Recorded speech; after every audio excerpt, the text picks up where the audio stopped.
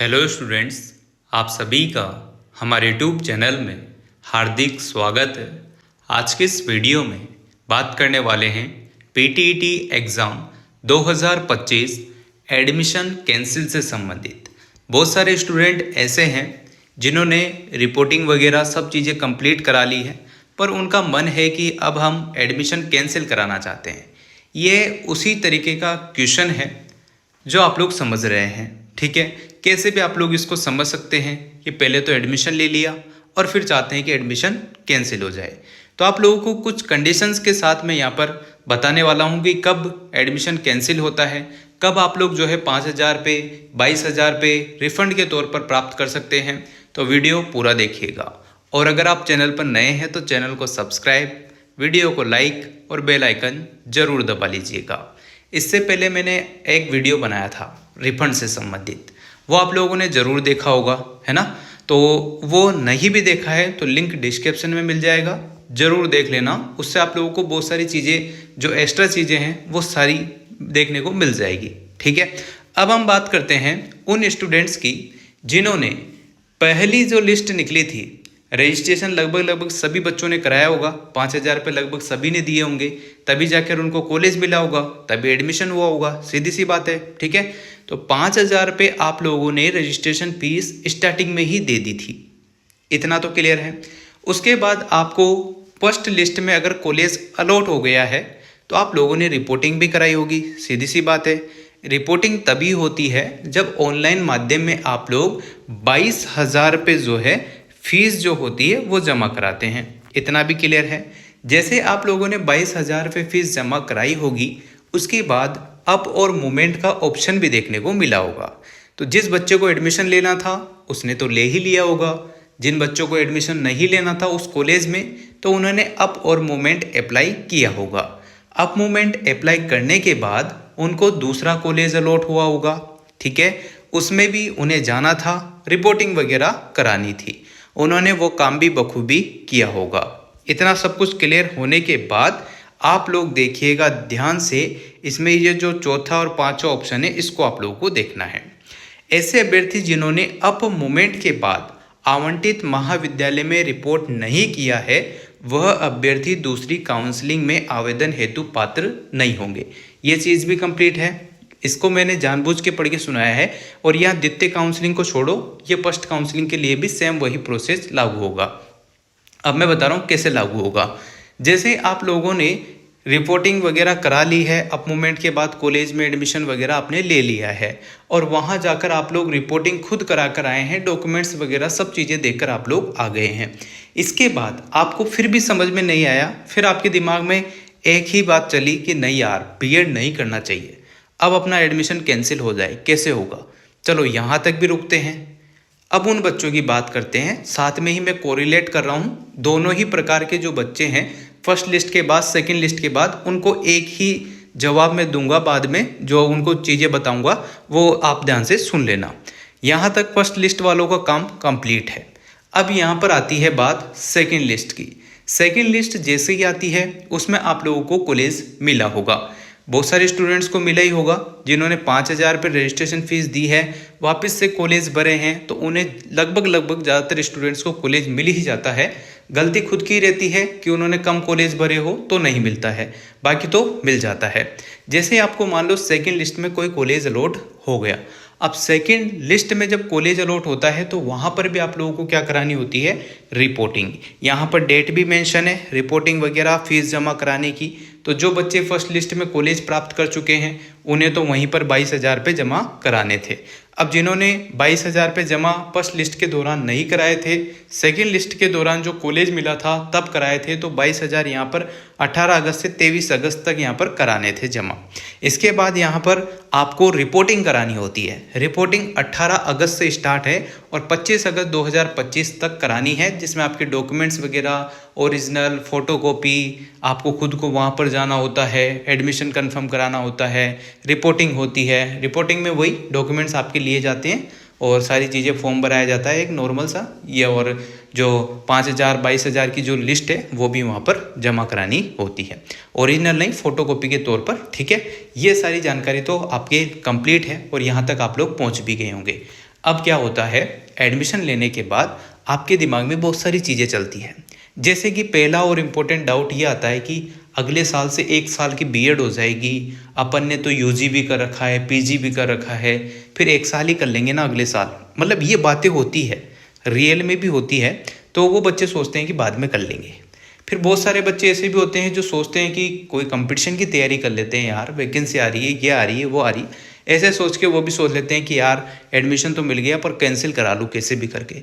बहुत सारों की अपनी अलग ही मजबूरी होती है, किसी की कोई अलग कंडीशन हो, क्या ना, किसी को मान लो कोई शादी वगैरह हो जाती है, कोई आगे पढ़ाना चाहता हो न चाहता हो, या खुद बंदा भी पढ़ना चाहता हो न पढ़ना चाहता हो। ऐसे अनगिनत यहाँ पर या तो आप बहाने कह लो, है ना, या फिर खुद मजबूरी कह सकते हो, या आपकी आर्थिक स्थिति के हिसाब से भी आप लोग मैनेज कर सकते हैं, इसको समझ सकते हैं।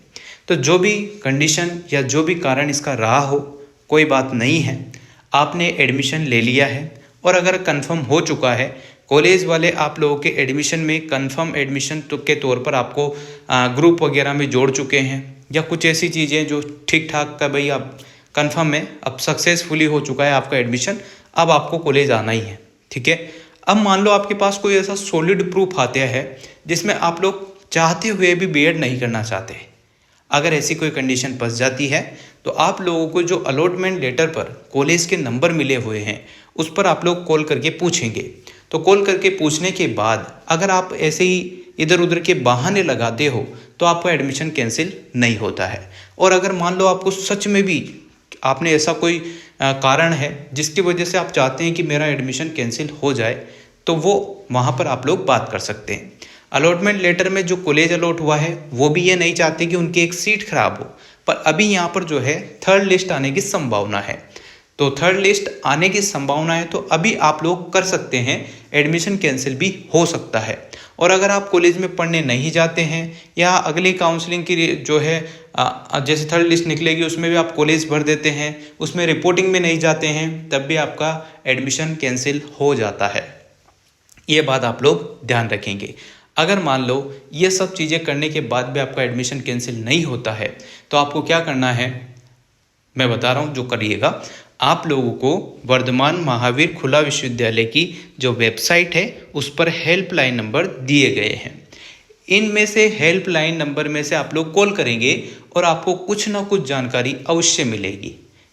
जो भी आपका एडमिशन है कैंसिल से संबंधित जानकारी मिल जाएगी। पर देखो कोई भी ये नहीं चाहता कि यहाँ पर सीट खराब हो, क्योंकि आप तो चाहते हैं छोड़ना, पर बहुत सारे बच्चे इस एक सीट के लिए तरस रहे हैं। समझ रहे हो बात? तो दो फैक्टर हैं, आप चाहते हैं छोड़ना, कोई और चाहता है उसे पाना। तो बहुत सारी कंडीशन, टर्म्स कंडीशन हो सकती है। तो उसी हिसाब से आप लोगों को 5,000 रुपये और 22,000 रुपये रिफंड के तौर पर मिलते हैं। अगर आप में से यहाँ पर हेल्पलाइन से आपको जवाब मिल जाता है, या आप वर्धमान महावीर खुला विश्वविद्यालय जा सकते हैं, वहाँ पर भी अगर बातचीत कर सकते हैं, और अगर आपको सॉल्यूशन मिल जाए कि हाँ कैंसिल करा सकते हैं, तो आप लोग कैंसिल बिल्कुल करा सकते हैं। फिर आपको उस कॉलेज से कोई ताल्लुकात नहीं रखने हैं जिसमें आपका एडमिशन है, वहाँ से आप लोगों को बिल्कुल ही ऐसा रहना है कि आपका एडमिशन ही नहीं है। फिर आपके यहाँ पर रिफ़ंड के फॉर्म स्टार्ट होंगे, अभी हाल फिलहाल तो नहीं होंगे, ये पूरा प्रोसेस हो जाएगा। 2 लिस्ट तो हो चुकी है, तीसरी लिस्ट आने की संभावना है। तो वो जैसे ही आती है उसके बाद प्रोसेस चलेगा वापस से रिपोर्टिंग वगैरह का, ठीक है। तो टाइम लग जाएगा। टाइम लगते लगते यहाँ पर 2 या 3 महीने बाद आप लोगों को रिफ़ंड से संबंधित सूचनाएं देखने को इसी साइट पर मिलती है। तो जैसे ही आपको रिफ़ंड की सूचना मिलेगी, आपको क्या करना है, प्रथम दृष्टया कंफर्म होने के बाद आप खुद कंफर्म कीजिएगा, है ना। मैं तो आप लोगों को बता रहा हूँ कि हाँ कैंसिल भी हो जाते हैं और आप लोगों की कैंसिल नहीं भी होते हैं, दोनों ही पहलू है। कुछ कंडीशन जो मैंने आपको बताई है, और आप हेल्पलाइन से कॉल करके पूछ भी लेंगे या खुद जाकर वहाँ पर भी ट्राई कर सकते हैं, क्योंकि ये मैटर थोड़ा अलग है। मान लो मैं कह दूँ कैंसिल हो जाएंगे, फिर आप लोग बैठे रहो, है ना। मैं आपको आधे अधूरे बीच में नहीं रखूँगा, समझ रहे हो। आपको पूरा क्लियर कर रहा हूँ कि हाँ आपको क्या क्या करना चाहिए, और फिर जाके आप लोग अपना डिसीजन खुद लीजिएगा, क्योंकि आपकी खुद की जिम्मेदारी है, रिफंड आए ना आए, ठीक है। मैं आपको एक दिशा दे रहा हूँ कि हाँ इस हिसाब से आप लोग काम कर सकते हैं, बाकी आपकी इच्छा है। और अगर आपको एडमिशन कंफर्म ही करना था तो आपको कैंसिल का ख्याल आना नहीं चाहिए, और फिर भी आ रहा है तो उसके लिए ये चीज़ें हो सकती है। है ना। तो आप लोग क्या करेंगे, ये सब कंफर्म होने के बाद रिफ़ंड के फॉर्म आते हैं, 3 महीने के आसपास रिफ़ंड का फॉर्म आएगा, आपको उसको भरना है। उसमें आप लोग विशेष ध्यान ये रखें, जिस खाते संख्या से या अकाउंट नंबर से आपने फॉर्म भरा था, खुद का ही होना चाहिए वो ज़्यादातर तो, और उसी से जिससे आपने पैसे कटाए थे 5,000 22,000 उसी खाते पर आएंगे। स्पेशल तौर पर जो रजिस्ट्रेशन किया था वो अकाउंट नंबर होना चाहिए, उसी पर आप लोगों के जो है पैसे वापस रिफ़ंड होते हैं। उसका एक प्रोसेस होता है, उस प्रोसेस को आप लोगों को फॉलो करना होता है।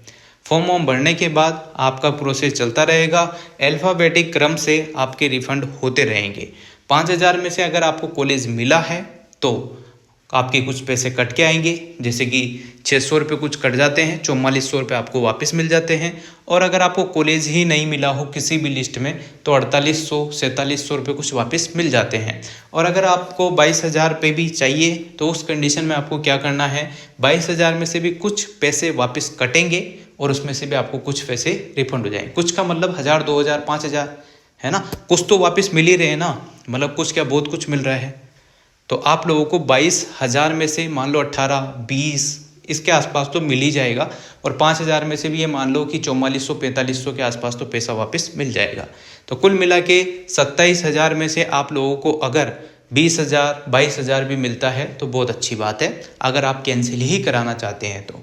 क्योंकि यहाँ पर ये पैसे इसलिए कटते हैं, ये सभी के कटते हैं, आपके स्पेशल नहीं कट रहे हैं, क्योंकि आप खुद जीता जागता उदाहरण थे, आप खुद सेल्फ ये चीज़ें कर रहे थे। एडमिशन भी आपने खुद ने ही लिया था, कंफर्म भी आपने ही किया था, रजिस्ट्रेशन भी आपने ही किया था।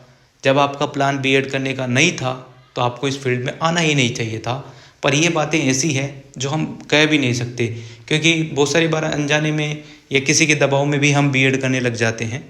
तो इन चीज़ों को आप छोड़ो और जो मैंने बताया है वो आप लोग काम कीजिएगा।